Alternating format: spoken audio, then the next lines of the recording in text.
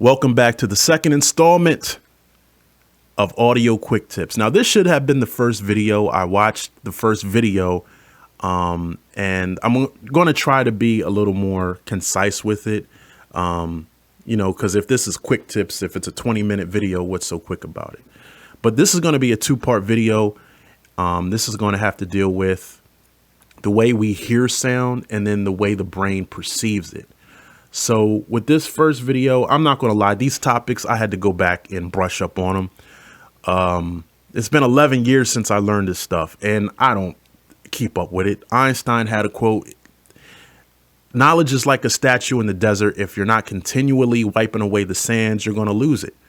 So luckily enough, I still saw the head of this statue and I just brushed away the rest. So that's what I did, is I went and I kind of retaught myself this. So I'm going to go through like the book version, and then I'm going to do the version for the, let's just say, break it down in a simpler form, like I'm explaining it to a 5-year-old. Sound waves, they enter the ear and hit our eardrum, which is called the tympanic membrane, which causes vibrations to the ossicles.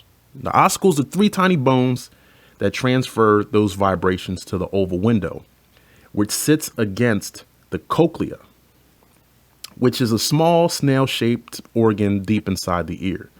Inside the cochlea are 3 fluid-filled canals: the scala vestibuli, the scala media, and the scala tympani. And forgive me if I don't pronounce these correctly, because they sound almost like they're Italian words. But let's continue. When the oval window vibrates from the sound source, it causes waves in the 3 fluid-filled canals, which also vibrate the basilar membrane. Now, I've been calling it the basilar membrane for 11 years. Doing this research, he was calling it the basilar membrane. So maybe that's the correct term, or he's just saying potato, who knows? But the basilar membrane has a connection to the organ corti. Now let's go back a little bit. The basilar membrane is affected by different frequencies. So essentially, when sound comes in, the basilar membrane breaks down the frequencies of the sound. So if it's a lower tone, it affects one part of the basilar membrane. If it's a mid-tone, it affects a different part. If it's a higher frequency, I should say frequency, not tone. If it's a higher frequency, it kind of excites a different part of the basilar membrane. Now, the transference of those vibrations go to the organ corti, which sits right above the basilar membrane.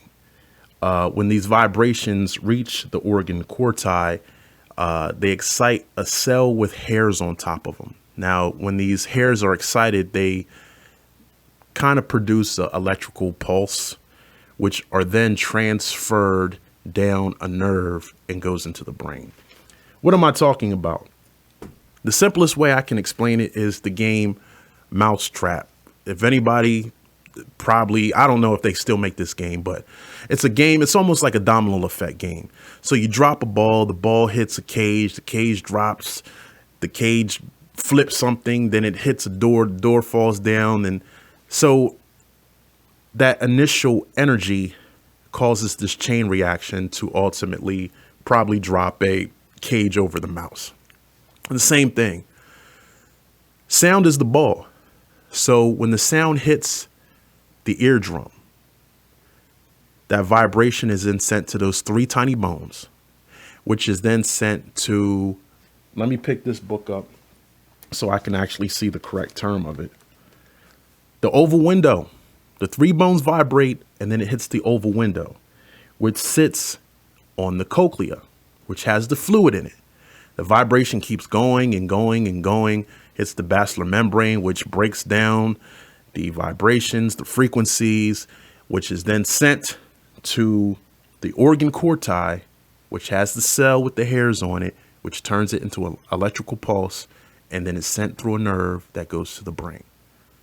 So sound initially goes through these series of vibrating bones and organs and fluid and hairs until it's turned into an electrical impulse and sent to the brain. So this is video 1, the breakdown of excuse me, how we perceive, well, how sound is actually transmitted from analog to digital. That's pretty much what it is. An analog sound, analog is what you're hearing digital now, but the initial sound of my voice is analog, or the initial sound of me dropping a quarter on the ground is analog. Then that sound is transferred, put through the system, the vibrations, turned into an electrical pulse, sent to the brain, which is now digital. This has been another episode of Quick Tips. I hope you enjoyed it. Again, like, subscribe, leave a comment. If it's too boring, I'll do something to jazz it up. It's not an issue, but I'm trying to make these videos as fast as possible so we all can learn. And again, if I got something wrong, please grill me in the comments. You know, keep it classy though. We always keep it classy. Until next time, peace.